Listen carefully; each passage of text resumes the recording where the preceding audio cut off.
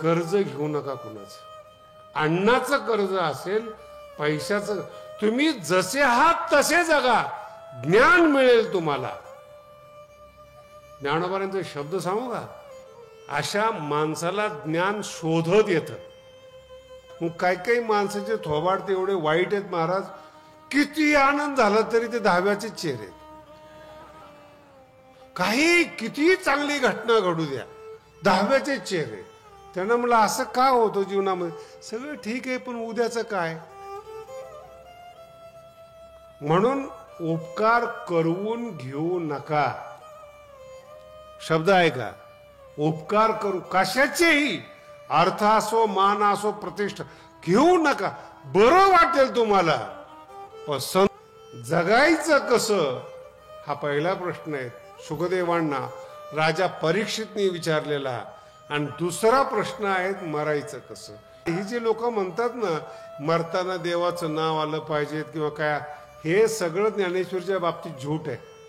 म्हणून कधी लक्षात ठेवा, ऋण करताना, पाप करताना कदाचित काही क्षणापुरतं तुम्हाला गोड वाटेल, काही क्षणापुरतं व्यभिचार करताना तुम्हाला गोड वाटेल.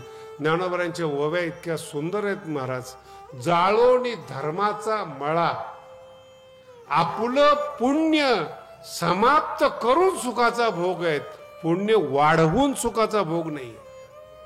म्हणून काही काही शब्द सांभाळून घ्या, काही काही व्यवस्था सांभाळून घ्या आणि मग आपल्या जीवनाच्या पुढे जा. सुखदेव अन्नाचं कर्ज असताना आलेले राजा परीक्षितेला 7 दिवसामध्ये भगवान श्रीकृष्णाची कथा सांगतायत. आणि त्यापूर्वी त्यांना हा प्रश्न विचारला होता की काय अपेक्षा आहे. आणि राजा परीक्षितचे 2च प्रश्न होते ज्याच्यावर संपूर्ण भागवत आधारित आहेत की जगायचं कसं आणि मरायचं कसं, हे 2 प्रश्न आहेत. काल आपण सिद्धांताच्या रूपानं एक मृत्यूचं अंग पाहिलं. मृत्यू म्हणजे काय? विचारवंत लोकांनी हे ठरवलेलं आहे की मृत्यू होणार आहे तोपर्यंत चांगलं जगून घ्या. हा आजचा विषय आहे. मृत्यूवर आपण काल चिंतन केलं, कसं असलं पाहिजे मृत्यू, काय असलं पाहिजे, भक्ताचा मृत्यू कसा होतो. आणि जे भक्त नाहीत पण त्रास देणारे आहेत त्याच्या काही ओव्या सांगितल्या होत्या. सती आणि सत्पुरुष, दानशील याज्ञिक, तपस्वी हन अलौकिक महात्मेचे, अशा लोकांना त्रास देऊ नका, यांना वाईट बोलू नका. कुबोल म्हणजे वाईट शब्द सुद्धा वापरू नका. पुढचा मारामारी करणं, त्यांना त्रास देणं खूप लांबचा विषय झाला. कुबोलाची अजिबात वाक्य वापरायचं नाही. कारण की ये माझी निजाची धामे. निज शब्दाचा अर्थ आहे अंतःकरण. अंतःकरणाला नाजूकता असते, संवेदनशीलता असते. शरीराला दुःख झालं तर जाऊ शकतं, पण अंतःकरणाला जर टच झालं, स्पर्श झालं ना, ते मरेपर्यंत सलत राहतं.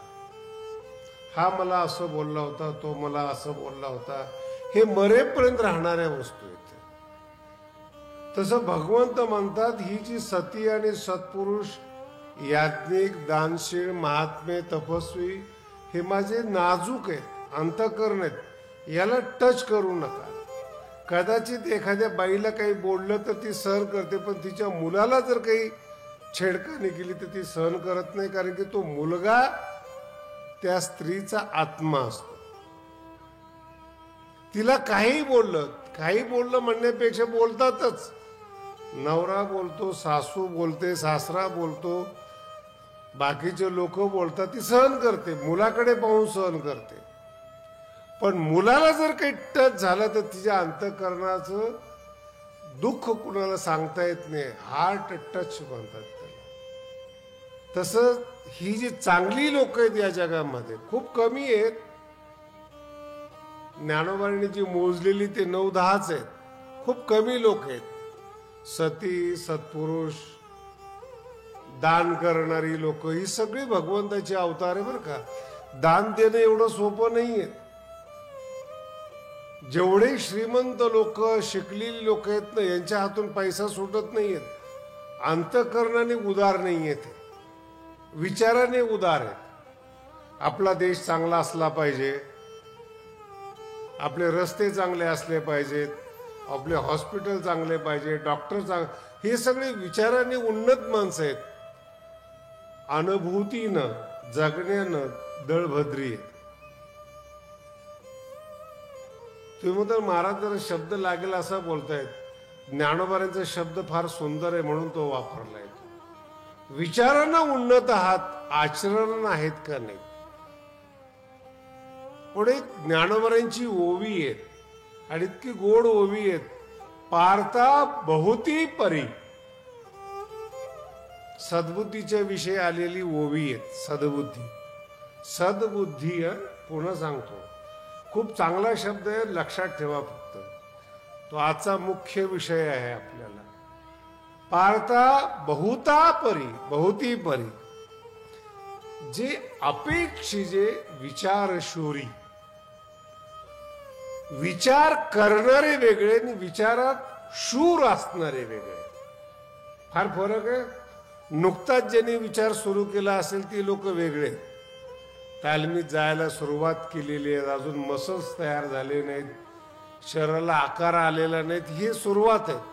तसं नुकतंच विचार करायला सुरुवात केली. सिद्धांत म्हणजे काय, प्रत्यय म्हणजे काय, सुरुवात केलेली. आणि प्रत्यय शिकता शिकता गुरुला सुद्धा प्रत्यय येतो की शिष्याचा प्रत्यय काय आहे,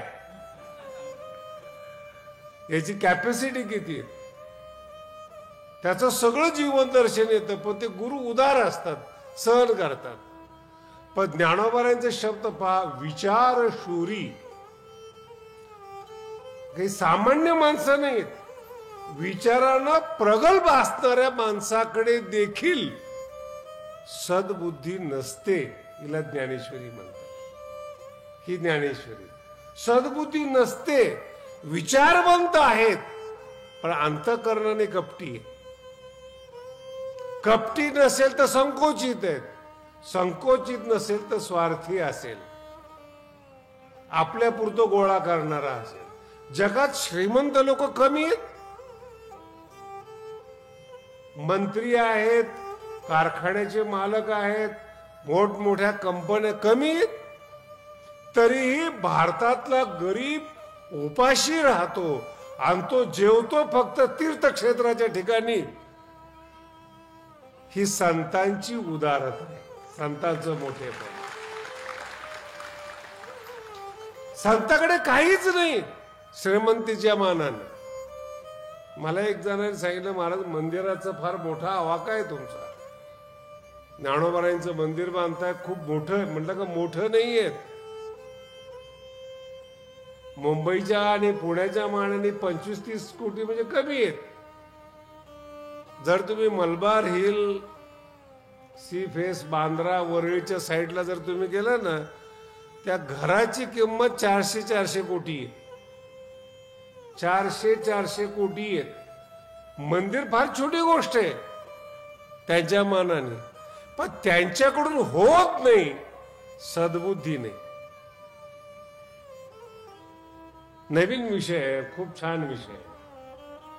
विचारवान आहात, ग्रंथ तयार आहेत, सिद्धांत तयार आहेत, वक्तृत्व तयार आहेत, सद्बुद्धी नाही.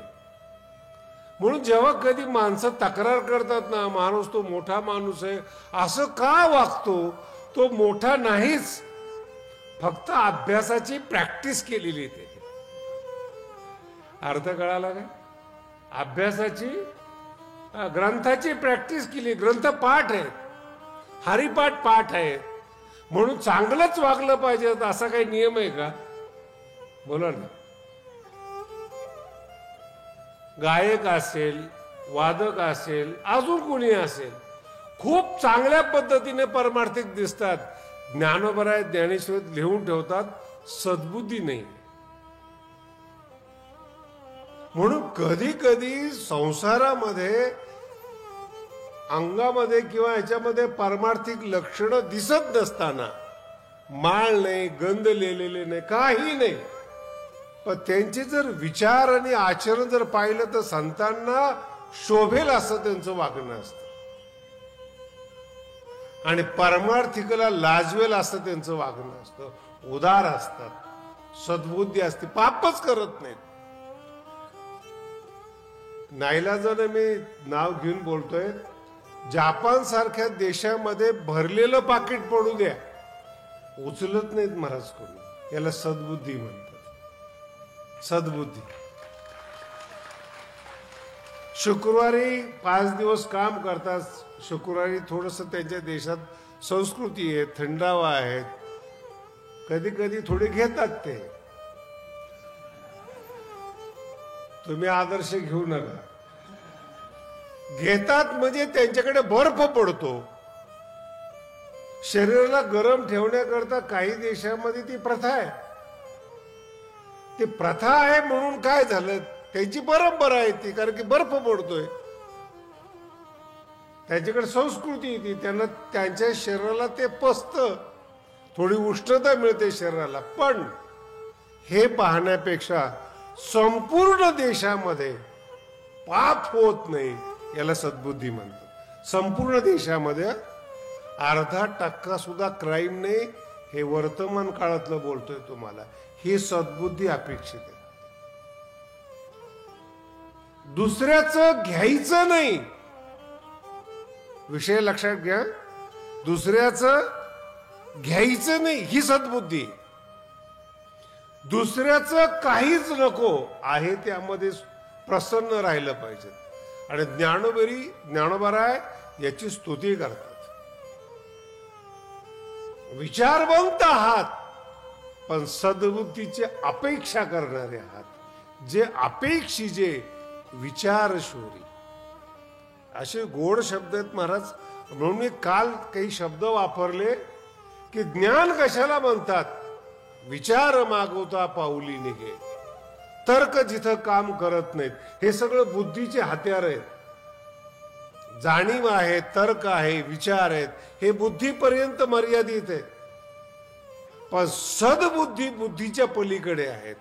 सत शब्दाचा अर्थ आहे सत्य, आणि त्याच्या पुढे जाऊन सांगतो सत शब्दाचा अर्थ आहे भगवंताच्या अंशाचं ज्ञान, सच्चित आनंद असणार सत, याची अनुभूती असणारी बुद्धी म्हणजे सद्बुद्धी. आणि ती सद्बुद्धी अपेक्षिजे विचारशोरी. पार्था बहुता परी, बहुती परी. अपेक्षा भरपूर वर्णन आहे बरं का. आता मला सांगा, तुम्ही काय या बुद्धीचं वर्णन करतात, त्याचं आपल्या जीवनाबरोबर कनेक्शन आहे. असे काही काही परमार्थिक आहेत ना, असे कोरडे दिसतात हो. खूप छान प्रवचन करतात, सिद्धांत सांगतात, खूप छान त्यांच्यामध्ये निरूपण कला आहेत. कधी कधी काय काही परमार्थिक आहेत ना, इतके अलंकार घातलेले असतात, 15-20 माळा असतात, मुद्रिका असतात, गंधाचं प्रमाण वाढलेलं असतं, 12च्या ऐवजी 15 ठिकाणी गंध लागलेला असतो. अंतःकरण कोरडं असतं. अंतःकरणामध्ये सद्बुद्धी नसते. बाह्य लक्षण भरपूर आहे, आतमध्ये कोरडे. हा फार मोठा विषय आहे बरं का. हा केवळ मी परमार्थिकाचं नाव घेतोय. करोडो रुपये, अब्जो रुपये ज्यांच्याकडे आहेत ते सुद्धा आतून शून्य आहेत. याचं कारण बाहेरून समृद्ध आहेत, आतून पोकळ आहेत, आतून शुष्क आहेत. याचं उत्तम उदाहरण म्हणजे जगद्गुरु तुकोबराय आहे.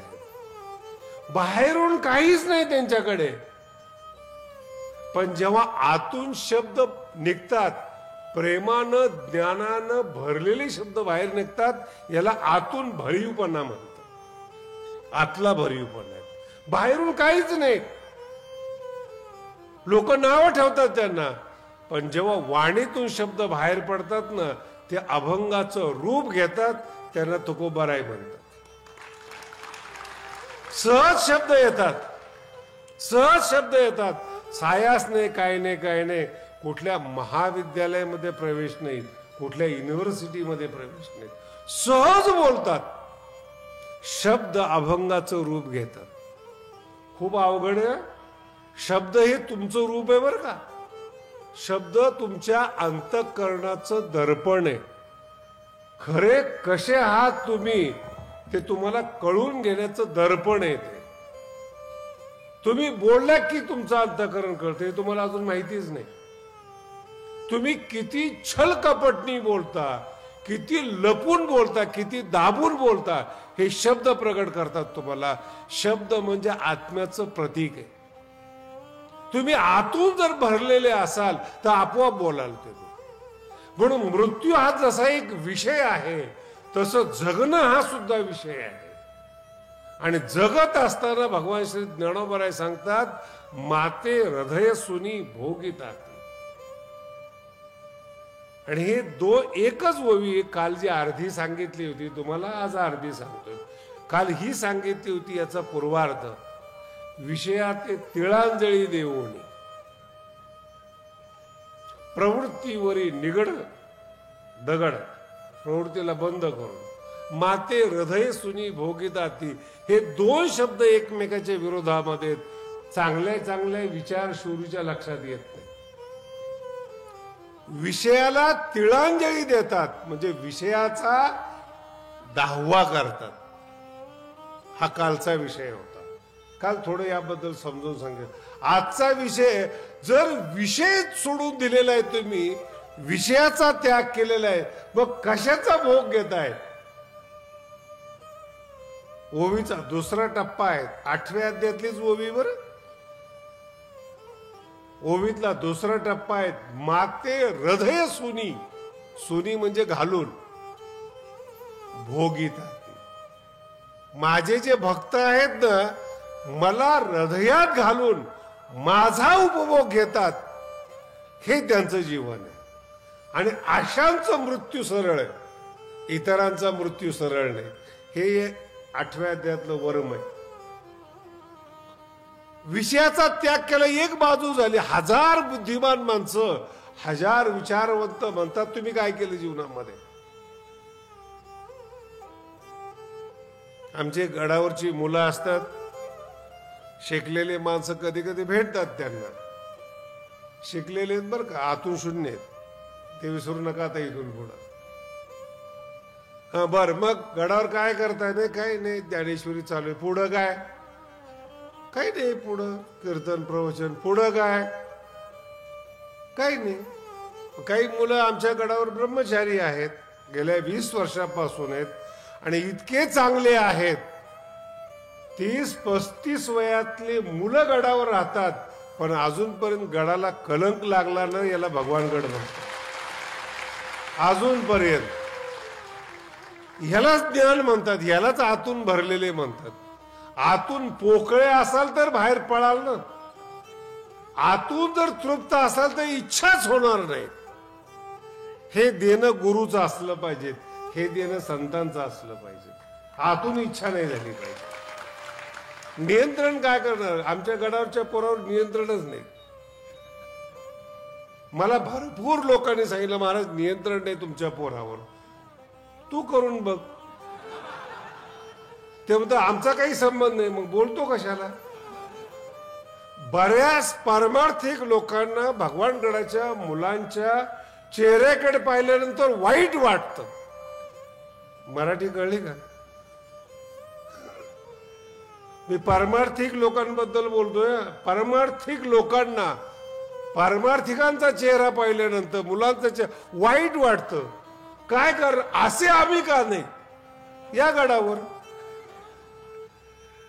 आतून भरलेले आहेत. ज्ञानेश्वरी हळूहळू मुरत चाललेली, म्हणून चेहरा खुलत चाललेला आहे.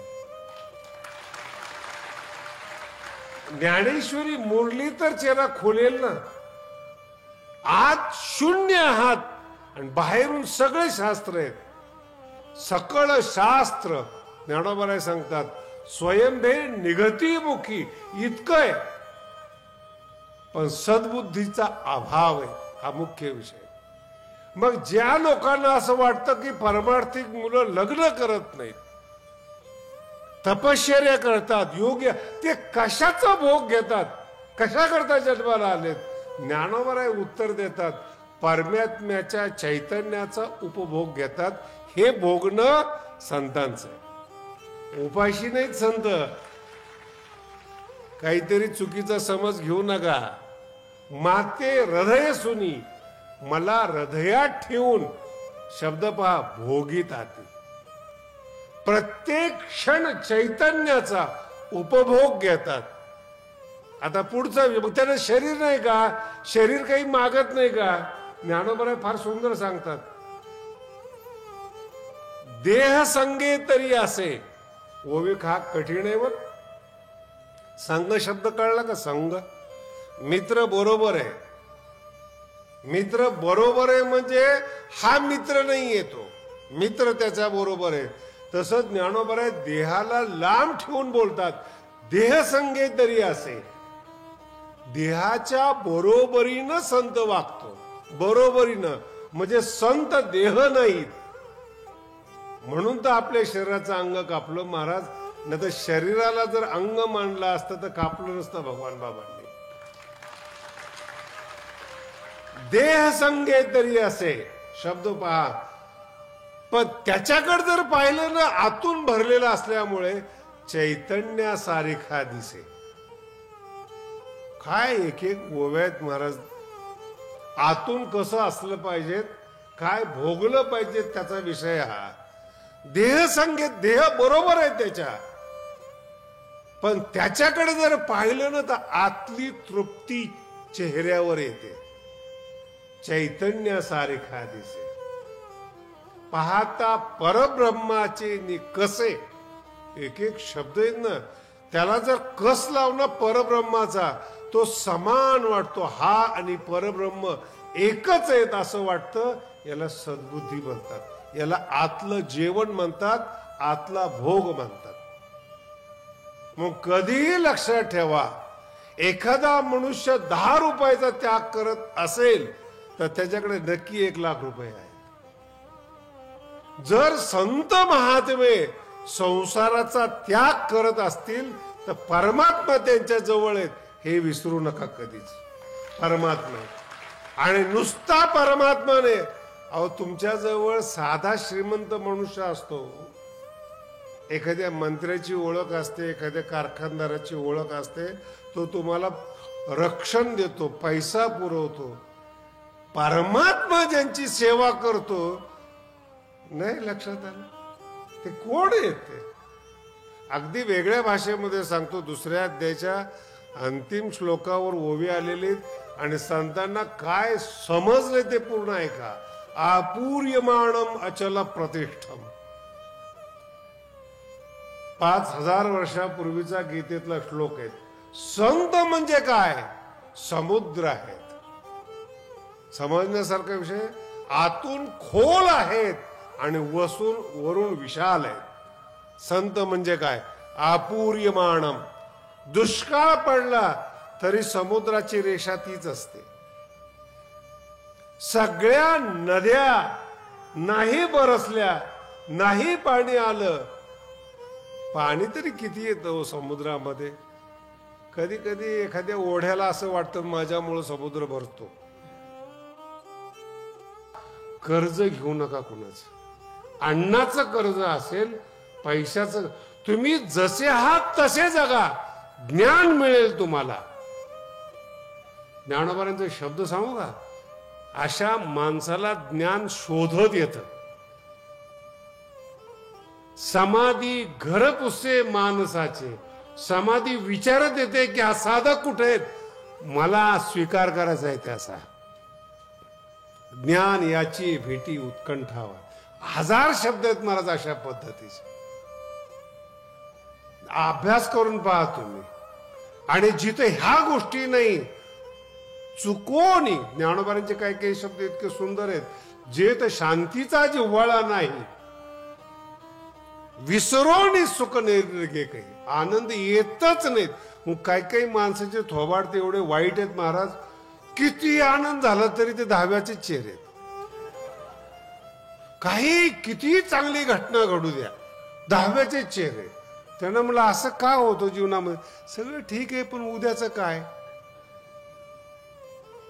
म्हणून उपकार करवून घेऊ नका. शब्द आहे का, उपकार करू कशाचेही, अर्थ असो मान असो प्रतिष्ठा घेऊ नका. बरं वाटेल तुम्हाला पण संत नाही होणार, तुम्हाला ज्ञान नाही मिळणार तुम्हाला.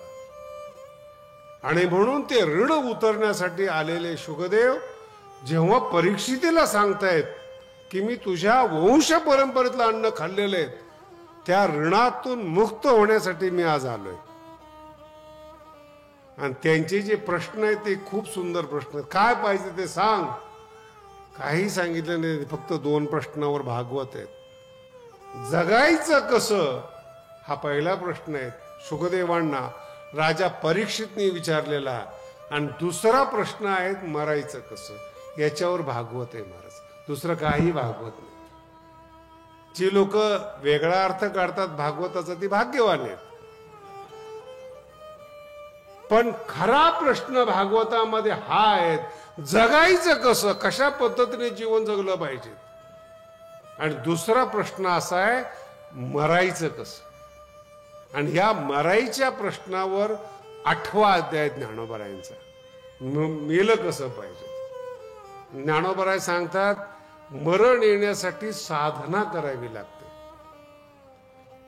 खूप सुंदर सुंदर विषय ज्ञानेश्वरी महाराजांचे बरं का 8व्या अध्यायामध्ये. जी संत मंडळी आहे ना, ज्ञानोबराय म्हणतात त्यांनी टेन्शनच घेऊ नये मरण्याचं. त्यासाठी दृष्टांत सांगतो म्हणजे तुम्हाला घेऊच नाही. ज्ञानोबरांची 2 ओव्या आहेत, त्यातली एक ओवी सांगतो. लग्न ठरलेली जी मुलगी आहे, जिचा साखरपुडा झालेला आहे, ती शरीराने जरी माहेरी असली तरी ती मनानं सासरी असते.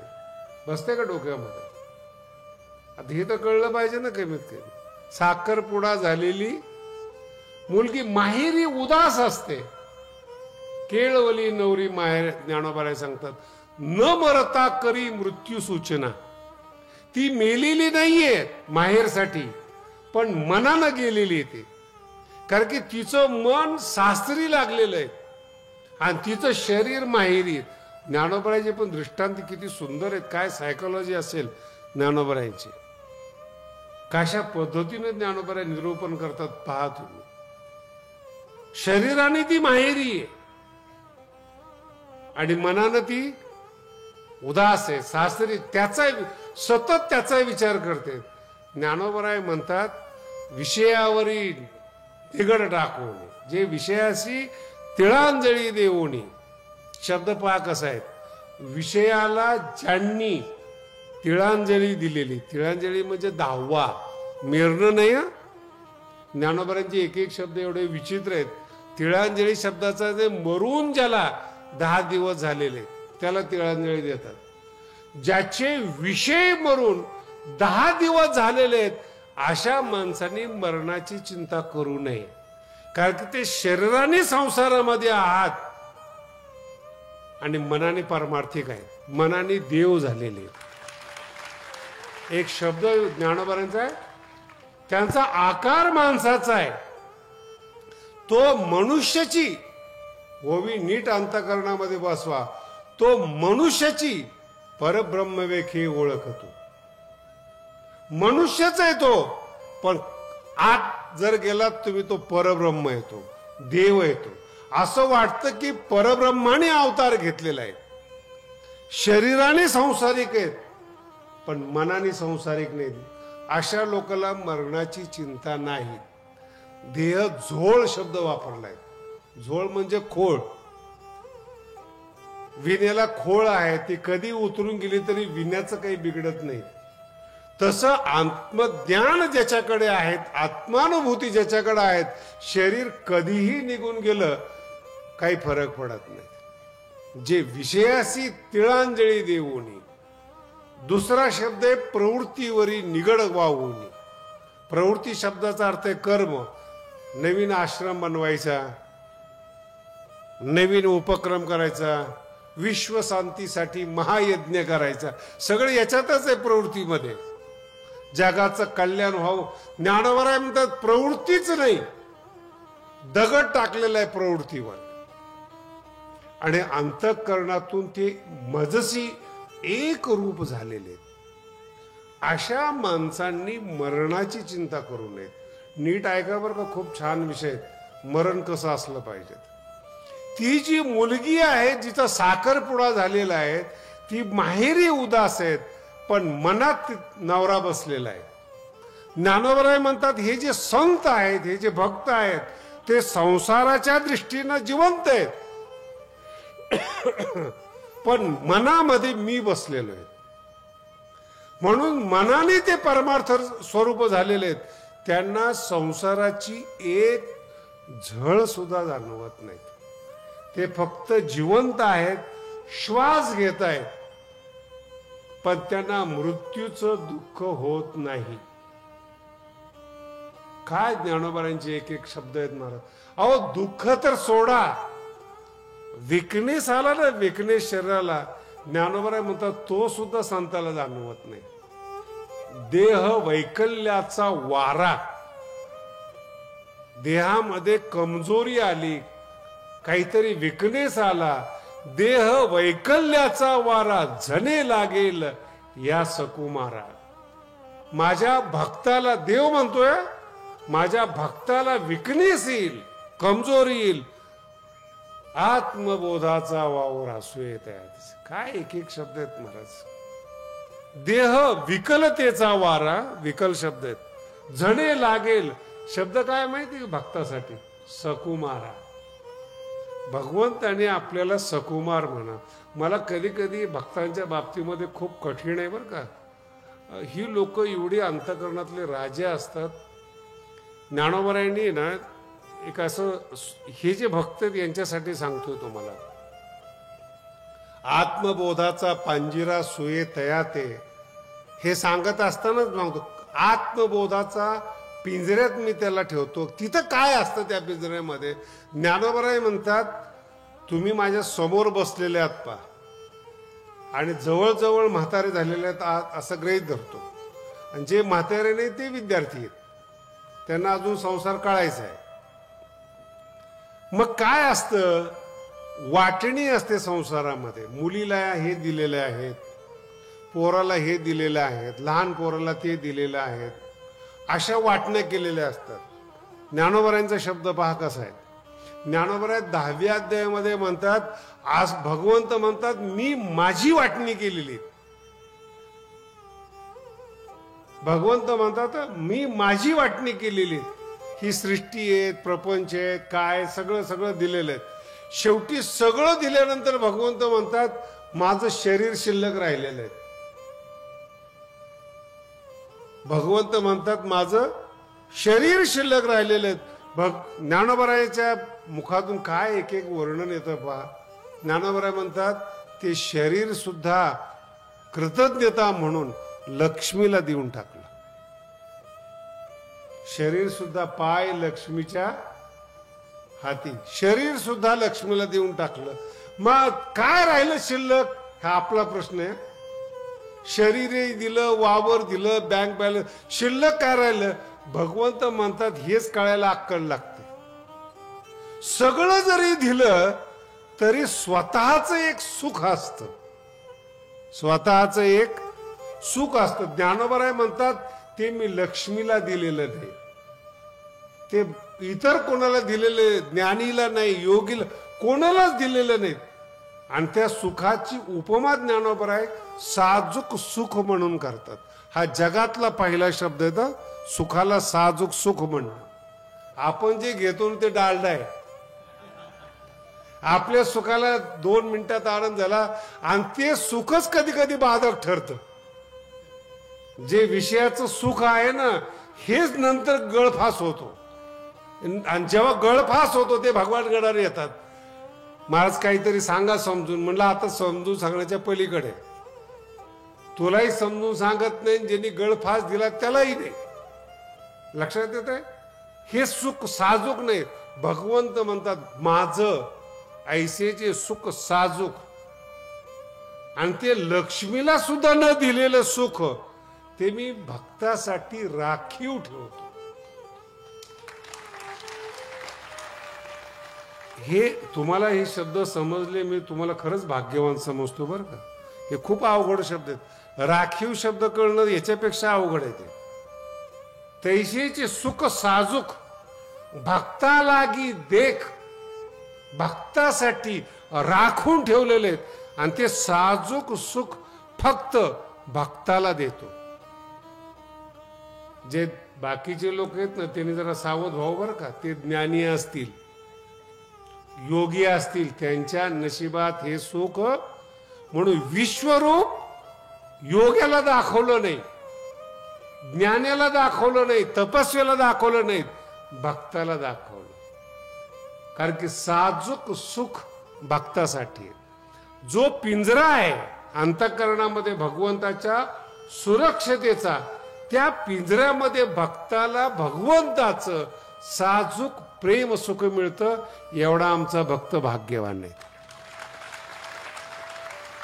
आणि त्या सुखाची एकदा का नशा चढली ना महाराज, कोणी निंदा कोणी वंदा आम्हा स्वहिताचा.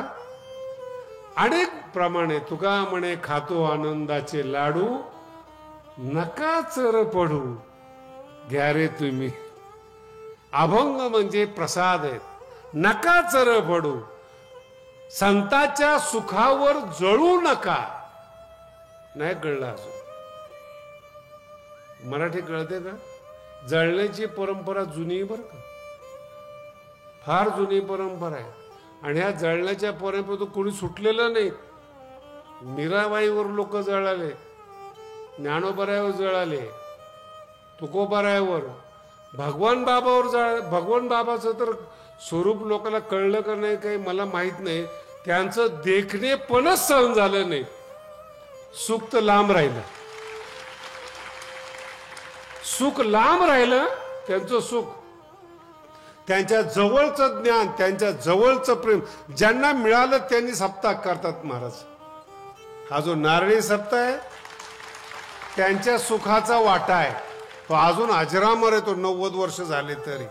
पण ते जे आत्मसुख आहे, संतांचं चाखण्याचं सुख आहे, ते नाही मिळत लोकांना. त्याला प्रेम सुख असं म्हणतात. आणि ते प्रेम सुख भगवंत म्हणतात मी देतो.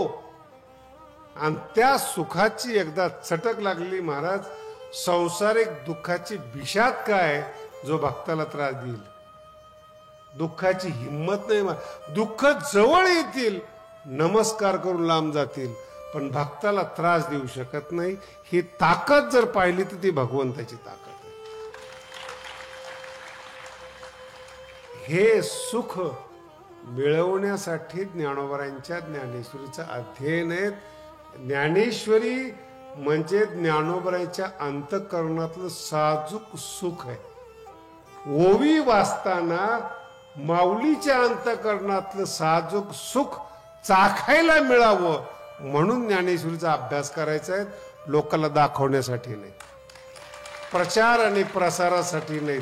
आणि ज्ञानेश्वरीचं सुख पुढचं आहे बरं का. देवाचं साजूक सुख भक्ताला मिळतं आणि भक्ताचं साजूक सुख ज्ञानेश्वरीत आहे. आणि हे सुख ज्ञाजूक साजूक सुख कोणाला मिळतं? मने काय वाचा जो सेवक होईल, स्वानंद साम्राज्याचा चक्रवर्ती करी. एक एक शब्द अनुभवा. ज्ञानोबरायांच्या मने काय वाचा, पैसा नाही. ज्ञानेश्वरीचा गीतेचा तुम्ही सेवक व्हा, मनाने व्हा, शरीराने व्हा. मने काय वाचा जो सेवक होईल येचा. शब्द पहा, स्वानंद साम्राज्याचा चक्रवर्ती म्हणजे सम्राट. आनंद राज्याचा सम्राट होतो. मला हा माणूस स्वानंद साम्राज्य रडेल का हो कधी? हे दुःख झालं, ते दुःख झालं. यांनी डिवचलं, यांनी मान दिला नाही, यांनी अपमान केला नाही, करेल. स्वानंद साम्राज्याचा चक्रवर्ती झालेला ज्ञानेश्वरीचा चिरंजीव कधी कोणापुढे भीक मागेल असं वाटते तुम्हाला?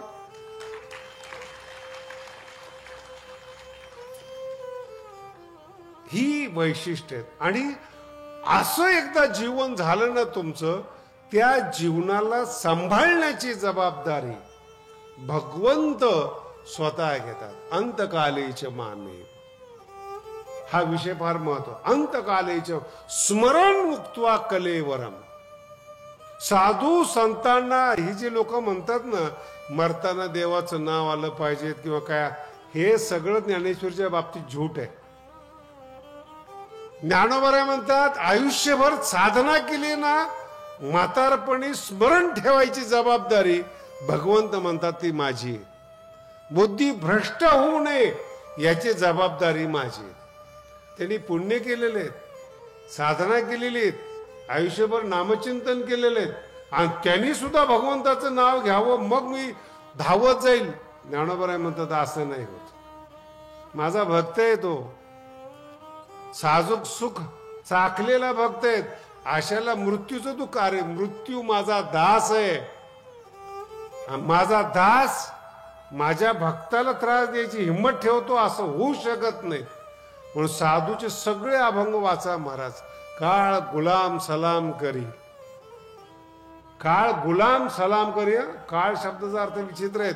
400 वर्ष झाले कोणीही प्रचार केला नाही तुकोबारायांचा आणि ज्ञानोबाचा, तरी दोघांची नावं अजरामर आहेत. याला म्हणतात काळावर मात. नाहीतर बाकीचे संसारिक माणसं हयात असताना स्वतःचा पुतळा बांधतात. एका महाराजांनी तर स्वतःचीच मूर्ती तयार करून ठेवली हयात असताना. मी त्यांना विचारलं तुमच्या शिष्यावर विश्वास नाही का? काय भरोसा आहे? स्वतःचीच मूर्ती हयात असताना तयार केली एक, आणि स्वतःचा पुतळा तयार करून ठेवला दोन. दोन्ही प्रापंचिक आहेत. लक्षात आलं? यांचं मरण सोडा, दुःख सुद्धा रडतं की किती दुःख देऊ, इतकं दुःख होतं यांना. दया करावी असं वाटतं, पण कोण करणार दया यांच्यावर? केलेल्या कृतीचा तो परिणाम आहे, जबाबदार आहे. म्हणून कधी लक्षात ठेवा, ऋण करताना, पाप करताना कदाचित काही क्षणापुरतं तुम्हाला गोड वाटेल, काही क्षणापुरतं व्यभिचार करताना तुम्हाला गोड वाटेल. ज्ञानोबांच्या ओव्या इतक्या सुंदर आहेत महाराज. जाळोनी धर्माचा मळा, आपलं पुण्य समाप्त करून सुखाचा भोग आहेत, पुण्य वाढवून सुखाचा भोग नाही. म्हणून काही काही शब्द सांभाळून घ्या, काही काही व्यवस्था सांभाळून घ्या, आणि मग आपल्या जीवनाच्या पुढे जा.